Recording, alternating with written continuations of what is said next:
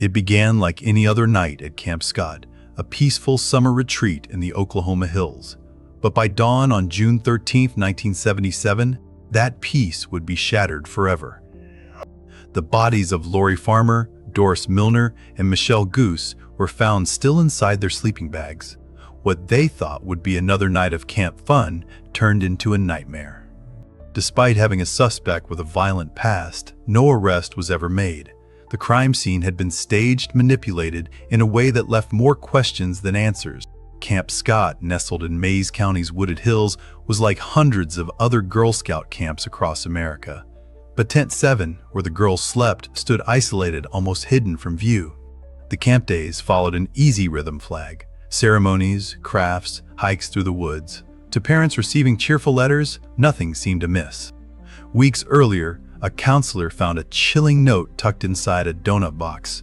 It was brushed off as a prank, but it foretold the nightmare to come. Camp director Lena Swanson threw the note away. She never told police or the girls' parents. It was a decision that would haunt investigators later. Later, a counselor spotted someone watching her from the woods. When she approached, the figure vanished. Once again, the warning was ignored. Michelle Guse, one of the girls from Tent 7, had no reason to fear. Like the others, she believed she was safe at summer camp. The final camp photos show 3 smiling girls, Lori, Doris, and Michelle, filled with joy. They never knew the darkness that waited just beyond the trees. This was the world of 1970s summer camps, a time before background checks, security cameras, or emergency protocols. Parents believed their children were safe in places like these. Camp operators back then focused on activities and traditions more than any potential threats from outsiders. That trust would be shattered forever in the early hours of June 13. The girls in tent number 7, Lori, Doris, and Michelle, had no way of knowing their sleeping bags would become crime scene evidence before sunrise. The evening of June 12, 1977, followed Camp Scott's normal routine. Lori, Doris, and Michelle attended the nightly campfire with their unit, singing songs and likely performing skits before lights out. Nothing seemed unusual about the quiet Oklahoma night as the girls settled into their sleeping bags. Counselors made final rounds, confirming all campers were accounted for. Around 11:30 p.m., a counselor named Glenda Riggs noticed something disturbing. She heard twigs snapping and saw a flashlight beam moving between the trees, flickering like someone was trying to conceal it. Riggs woke another staff member to investigate, but they found nothing.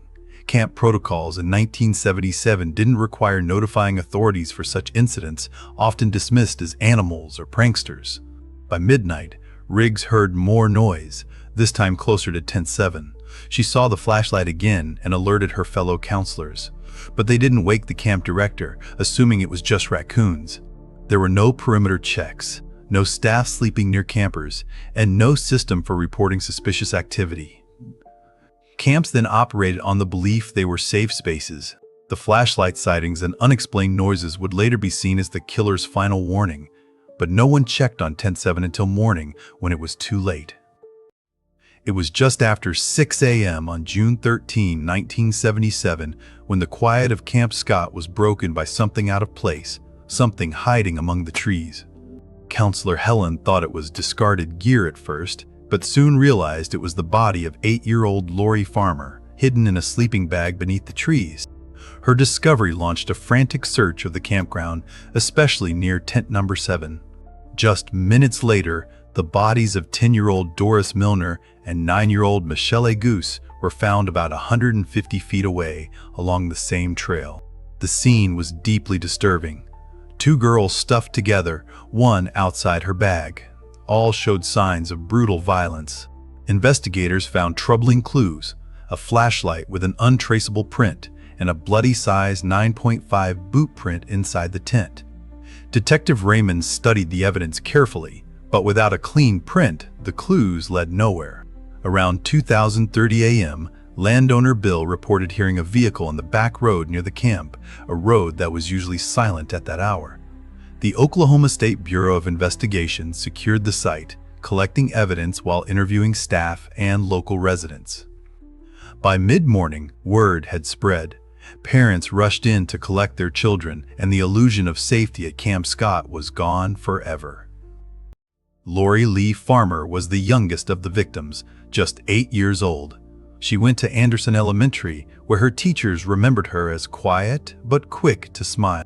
Her family described Lori as thoughtful, the kind of child who made drawings for neighbors and helped younger kids tie their shoes at school. She loved animals and often talked about becoming a veterinarian. Michelle Heather Guse turned 9 just weeks before the trip. She stood out for her adventurous spirit. She climbed trees faster than boys, twice her size, and never backed down from a dare. Her parents remembered how she begged to join the camping trip after hearing older girls talk about ghost stories around the fire. Doris Denise Milner was the eldest at 10. Neighbors often saw her pushing her younger siblings on their bikes after school. Her father said she kept notebooks full of song lyrics and dreamed of performing at the Grand Ole Opry. Counselors at Camp Scott remembered her helping younger campers with their crafts. Research on childhood trauma shows murders like these create grief circles that stretch far beyond immediate families. In Broken Arrow, the pain spread across schools, neighborhoods, even scout troops.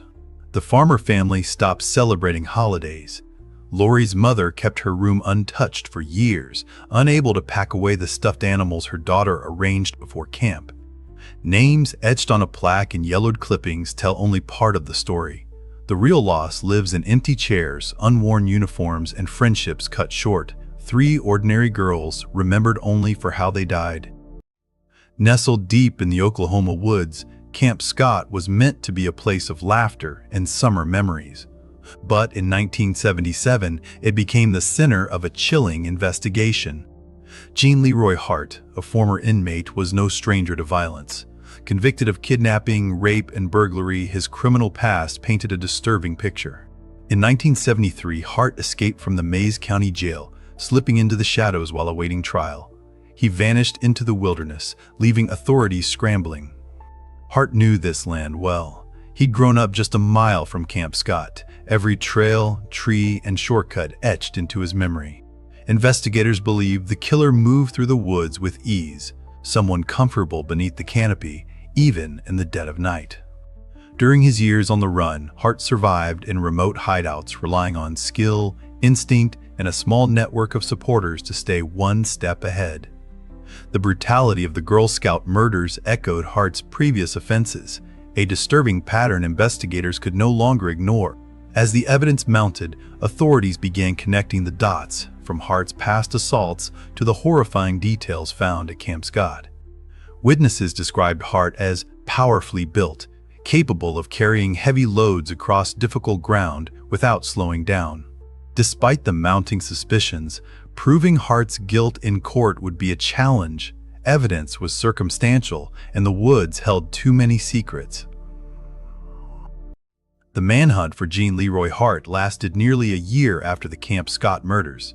Police combed the dense woods of Mays County, where Hart had grown up. Knowing his Cherokee heritage gave him connections throughout the community, officers believed Hart could rely on relatives and old acquaintances to stay hidden. Hart moved between safe houses, slipping through the countryside under cover of night, frustrating the authorities for months. In April 1978, a tip led authorities to the home of a Cherokee medicine man near Locust Grove. Officers surrounded the property and took Hart into custody without incident. He was living under an alias, using back roads and nighttime travel to stay undetected. Investigators struggled to build a case. A smudged fingerprint on a flashlight found at the crime scene offered no real ID. Blood evidence only showed Hart shared a common type. A tent footprint didn't match his exact shoe size. Prosecutors leaned on circumstantial connections. They claimed Hart's behavior, burning clothes, fleeing the area, was suspicious. Still, the case felt fragile under modern forensic standards. DNA testing in 1989 couldn't conclusively tie Hart to the case. It showed a partial match, 1 in 7,700 Native Americans. In 2017, new DNA testing more strongly linked Hart to the crime. Sheriff Mike Reed later stated he believed Hart was guilty, but for many, doubt remained. Justice for Lori, Doris, and Michele still hung in the air. In March 1979, the small town of Locust Grove became the center of national attention as the trial of Jean Leroy Hart began inside its modest courthouse. Family members of the victims, like Elena Waters, sat through every painful detail, day after day. Prosecutors focused on physical evidence, like the flashlight allegedly tied to the scene, and pointed to Hart's criminal history and knowledge of the camp. Jean Leroy Hart, a former fugitive with a violent past, listened as prosecutors built their case over 3 weeks. Defense attorney Garvin Isaacs aggressively challenged the evidence, casting doubt on the hair samples and the state's methods. Under cross-examination, forensic analysts admitted the blood type evidence wasn't definitive. Hart shared it with nearly 40% of the population. Dr. Miriam Cho, a forensic expert, confirmed that the shoe print found in the tent did not match Hart's exact size. After 6 hours of deliberation, the jury returned with a verdict, one that would shock the courtroom. Some jurors looked visibly shaken as they left the courthouse, the weight of their decision heavy on their shoulders. 2 months after the trial ended, Hart died of a heart attack in prison, closing the door on any future resolution in the case. The acquittal of Jean Leroy Hart left Locust Grove divided. Some residents remained convinced of his guilt, while others questioned if the real killer still walked free. The Girl Scout camp closed permanently after the murders, its name forever tied to tragedy. Parents removed children from scouting programs statewide, causing enrollment to drop nearly 30% in Oklahoma the following year. A 1980 study showed overnight camps nationwide implemented new security measures, but these changes came too late for the 3 girls. Mays County Sheriff Mike Reed later stated investigators knew the legal system failed the victims but couldn't reopen the case without new evidence. These legal actions provided some financial compensation but brought little comfort to grieving families. The McGirt v. Oklahoma ruling in 2020 changed jurisdictional dynamics. Since the crimes occurred on Cherokee Nation land, tribal marshals reopened the investigation. Cherokee citizen Faith Phillips presented potential new leads at a 2022 tribal conference, including Buddy Bristol's confession about being present during the murders. DNA analysis completed in 2019 but kept private until 2022 showed strong likelihood of Hart's involvement. Memorials at the former campsite fade with each passing year, but family members still visit. The murders left wounds that never fully healed for families, law enforcement officials, or the community that remembers 3 girls who never came home from summer camp.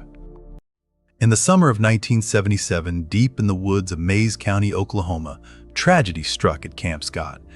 The brutal murders of 3 young girls would forever change how the nation viewed youth safety. McKelly's father, Richard Guse, couldn't forget the trial that followed. Frustrated by the silence forced upon victim families, he decided something had to change. His efforts led to the Oklahoma Victims' Bill of Rights, a law that gave families more voice in legal proceedings and ensured they were kept informed along the way. Sherry Farmer, Lori's mother, found healing in action. She founded the Oklahoma chapter of Parents of Murdered Children, creating a lifeline for grieving families. Nationwide, camps responded. Background checks, security patrols, and visitor screenings became standard, all born from the lessons of Camp Scott. Training shifted focus. Staff now learn how to recognize warning signs and report incidents. It's a direct response to the ignored red flags at Camp Scott. Tent designs even changed. After analyzing how easily the killer entered Tent 7, camps adopted secure fastenings and reflective details to enhance nighttime visibility. In 1993, Johnny Cash lent his voice to Someone Cry for the Children, a haunting documentary that shared the girls' stories through fragments left behind. Years later, Kristen Chenoweth returned to the site, a trip she narrowly missed as a child. Her Hulu series explored new theories and reopened old wounds. Today, their names appear in training manuals and police seminars, reminders of what was lost and what must never be repeated. The Oklahoma Girl Scout murders remain shrouded in unanswered questions, even decades later. A peaceful forest, now remembered for its darkest night. Gene Leroy Hart was the primary suspect, but after a dramatic trial, his acquittal left room for doubt and new theories. The Cherokee Nation's renewed investigation, opened under McGirt v. Oklahoma, brought fresh attention, perhaps a final chance for truth. Faith Phillips, a Cherokee researcher, uncovered a new lead, Buddy Bristol, who claimed he was present during the murders. Bristol's confession hinted at others being involved, but his claims were never fully investigated. Sheriff Mike Reed later stated, "I am convinced where I'm sitting of Hart's guilt and involvement in this case." Other theories pointed to unknown perpetrators. That unidentified fingerprint on the flashlight remains a haunting clue. Hart's past as an escaped convict made him an easy target, but there was never definitive forensic proof. As time passed, evidence faded and memories blurred, but the Cherokee Nation's jurisdiction reopens the door to justice. Was Hart guilty, or was someone else responsible? Decades later, the truth still lies buried, waiting to be unearthed. Decades after the murders, the families of Lori Farmer, Doris Milner, and Michelle Guse still seek answers.